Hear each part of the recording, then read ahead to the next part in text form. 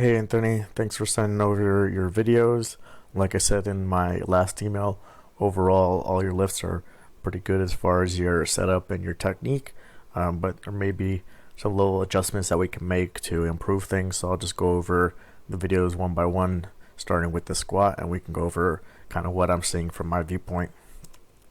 So we'll start here with the squat video.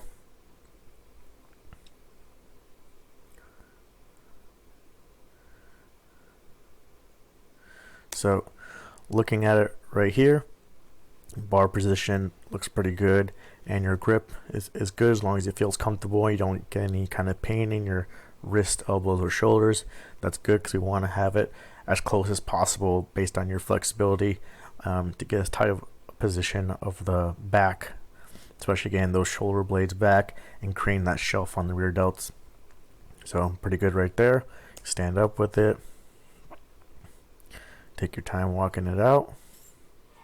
So this right here, good starting position to do your squat.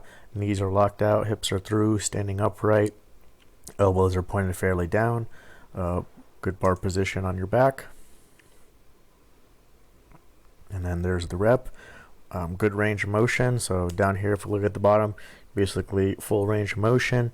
Obviously hip crease below the top of the knee, torso angle looks good, head position looks good, elbow position looks good. And then throughout the reps, everything looks pretty solid, and then comfortable rack. So what are some potential things that we can improve upon here? One would be the unrack. It depends on your rack, the spacing here, but you may be able to move your rack height up one. So when we look here, you're unracking from here up to where it goes when you lock out your knees. It's pretty big of a difference, so I'm not exactly sure. It depends on how much higher the rack goes and how big these hooks are. But if you can go one higher and be able to comfortably unrack, then it'll be a little bit easier for you to kind of like set up where you want and do a small unrack versus doing a big unrack here. If you want to do the bigger unrack, or if the rack doesn't let you, try and make sure you have your feet directly under the bar, and then you're going to push your hips underneath the bar and try and get your torso more upright, so it's more like a leg press to unrack the bar rather than like a good morning to unrack the bar. So possible adjustment that you can make there just depends on the setup that you have. So here you can kind of see how you're leaned over, and then you kind of like pull your back and head up at the very end. So if you can kind of here get your back up and your head up, and then stand straight up with your torso vertical, then it'll be a little bit more efficient as far as like using your legs more, and then already being in the proper position when you unrack it, rather than unracking it and then trying to put yourself in the proper position. As far as walkout, we want to try and make it as efficient as possible. So if you go 1, 2, 3, that's good. If you make little minor adjustments like you did there, it's fine, so it's not a big deal. And then on the descent, everything is good.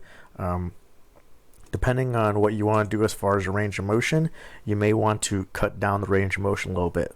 So the benefits to cutting down a range of motion, well, it would be you can do more weight, and then the other thing would be it could possibly be safer on your back. So the further and further down you go and your hips tuck underneath you, because basically you're taking the tension off the muscles, and you're going to end range of motion of your joints, is that you can potentially be flexing here at the spine with each rep, and then after enough reps and enough weight, then it could cause some kind of injury here. Usually it's like in the lower lumbar into the sacral region. So it could be L5, S1, or maybe L4, L5. So you can kind of see as you're going down, you can see your hips really tuck underneath you. So a little bit is fine. But if we start going too much, so here is fine and you're about parallel, here is still pretty good, and you're below parallel, but that last bit where you continue to go to the very, very bottom, then that could potentially cause issues. On the way up, everything looks pretty solid. You keep your knees forward and your hips underneath the bar, and you keep your torso angle in the same position, so that's pretty good. So the only things that you can potentially work on, like I said, is maybe if the rack height allows you to go a little bit higher, and then maybe cutting the range of motion a little bit to where you're maintaining tension on the muscles and not tucking your hips underneath you too much to cause that spinal flexion. But like I said, overall, really good squat. And obviously with this weight right here, you had more in the tank. So once we get to heavier weights, we can see if your form breaks down at all when you get to like the max weight for 1 rep or 2 reps or 3 reps. But overall, that's good. We will move on to the bench press that I have over here. So again, bench press looks pretty solid too. Unfortunately, the equipment that you have is not the best. The commercial gym equipment, you can't really change the rack height to where you want it. The bench can sometimes be a little bit too skinny and too low to the ground, so it's kind of hard to pull your feet back. But with those equipment and setup that you have, overall, this is pretty good bench press. Kind of squeezing the shoulder blades together, tucking the elbows in, touching low on the chest, driving back up towards your face. So overall, it's pretty good. Things that we can work on is, if you can get your feet farther back, then obviously bring a little further back is going to let you get a little bit more tension in the legs and the hips and get you a little bit of bigger arch. And once you have your feet back like that, you want to think about pushing your toes through the front of your shoes, so you're pushing more horizontal. So in this view, you'll be pushing your toes here to the left through the front of your shoe, and then the opposite force is going to be sending your body to the right up the bench and all that weight up onto the shoulders. And that's going to kind of get you the bigger arch, get you the bigger chest, and kind of cut down that range of motion.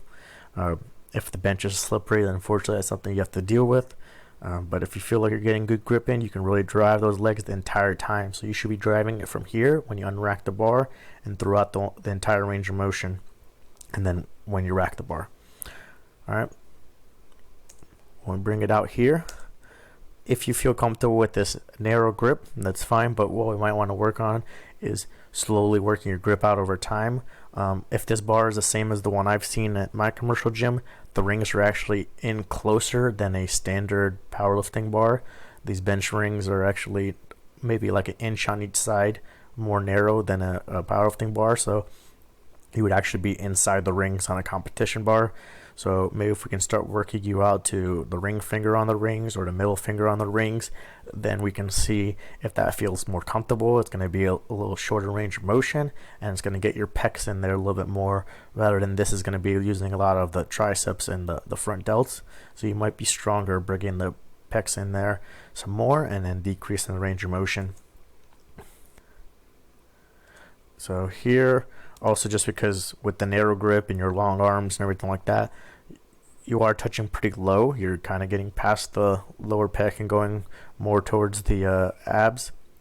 So again, that's just because long arms, narrow grip, don't have the biggest arch. But if we can work on kind of, like I said, driving those legs, getting a bigger arch, moving the grip out, we'll be able to touch a little bit higher on the chest, elbows a little bit further out to the side, and be able to bring those bigger pec muscles into the movement. But you do a good job keeping the elbows underneath the bar, not letting them flare out. And at the top, you kind of reset, getting everything tight again. So overall, pretty good bench, nice controlled descent. And again, like this one, with this weight, you have more in the tank. All right, we'll go over to the deadlift videos.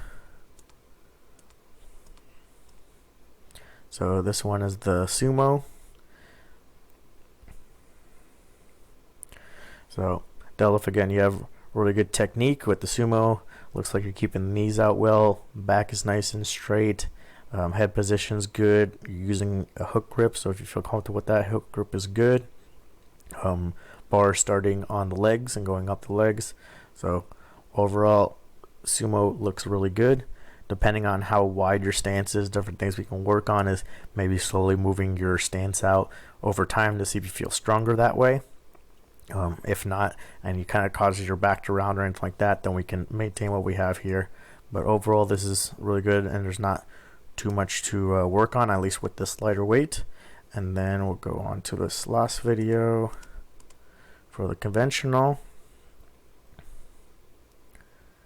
And conventional, again, very similar to sumo, is very good. And that bar is touching the legs. You're using hook grip, which is fine. Elbows are locked out. Hips are higher than the knees. Shoulders are higher than the hips. back is nice and straight, and head position, really good position right here. So again, this is really good. There's not much to improve as far as just like these sets that you've shown where you're not going near your max. We can see when we get to heavier weights if your back rounds or what issues arise, but overall this is really good, and a really good starting position to go for it with the heavier weights as far as your technique is concerned. And then it just depends on whether you want to do conventional or sumo as the main lift as far as pushing the weights to the heavier weights and lower rep ranges. Alright, so hopefully that video helps you out. Just some small improvements that we can make on squat and bench, and deadlift is pretty solid as is. Alright, I will send you your training in these couple days. Now that I kind of reviewed your lifts and kind of looked at your answers and everything like that, then I can start building out the next 4 weeks of training and send it over to you, and I'll make a video as well going over the training file and how to look at everything. Alright, see ya.